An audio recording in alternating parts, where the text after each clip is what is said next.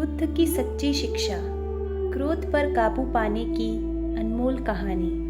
दोस्तों, जीवन में कितनी बार ऐसा होता है कि हम गुस्से में आकर कुछ ऐसा कह या कर जाते हैं जिसका हमें बाद में पछतावा होता है। गुस्सा एक ऐसा भाव है जो हमारे मानसिक और शारीरिक स्वास्थ्य को नुकसान पहुंचाता है। आज हम एक ऐसी कहानी सुनाएंगे जिसमें बुद्ध ने क्रोध को काबू करने का एक सरल और गहरा उपाय बताया है। ये कहानी आपको जीवन में क्रोध के नाश का रास्ता दिखाएगी। एक बार की बात है, एक गांव में एक क्रोधी व्यक्ति रहता था।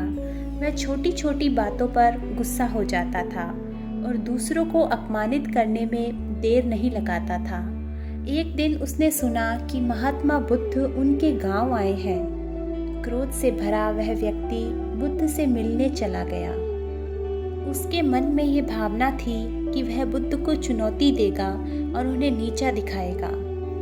जब वह व्यक्ति बुद्ध के पास पहुंचा तो उसने बुद्ध के प्रति अपमानजनक शब्दों का इस्तेमाल किया।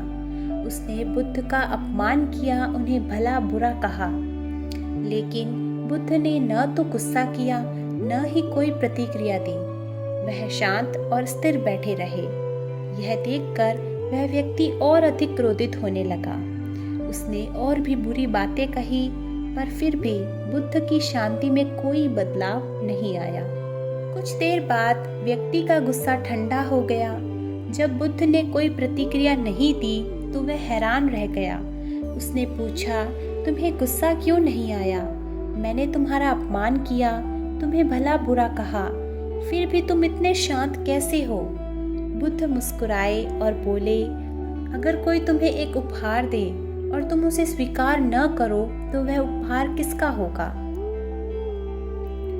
वह व्यक्ति सोच में पड़ गया और बोला, स्वाभाविक रूप से वह उपहार देने वाले का रहेगा। तब बुद्ध ने कहा, तुमने मुझे क्रोध का उपहार दिया, लेकिन मैंने उसे स्वीकार नहीं किया, इसलिए वह क्रोध अब तुम्हारा ही है। जब तक तुम अपने क्रोध को दूसरों पर थोपना बंद नहीं करोगे, तब तक वह तुम्हें ही जला देगा। बुद्ध की यह बात सुनकर व्यक्ति स्तंभ रह गया। उसने समझ लिया कि उसका क्रोध उसकी सबसे बड़ी कमजोरी है। वह बुद्ध के चरणों में गिर पड़ा और अपनी गलती के लिए माफी मांगने लगा। इस कहानी से हमें ये सीख मिलती है कि क्रोध का कोई अंत नहीं है जब तक हम उसे स्वीकार करते हैं। क्रोध एक आग है जो सबसे पहले हमें ही जलाती है। बुद्ध की शिक्षा हमें ये सिखाती है कि हमें क्रोध को दूसरों पर थोपने के बजाय उसे समझना या नियंत्रित करना चाहिए। दोस्तों, अगर हम बुद्ध की इस शिक्षा को अपने जीवन में लागू करें तो हम न केवल अपने क्रोध को काबू कर सकते हैं, बल्कि अपनी मानसिक शांति और संबंधों को भी सुधार सकते हैं। अगर आपको ये कहानी प्रेरणादायक लगी हो तो हमारे चैनल बुद्ध की बातें को सब्सक्राइब करें और इसे दूसरों के साथ शेयर करें ताकि वह भी इस अमूल्य ज्ञान का लाभ उठा सके। तब तक के लिए धन्यवाद।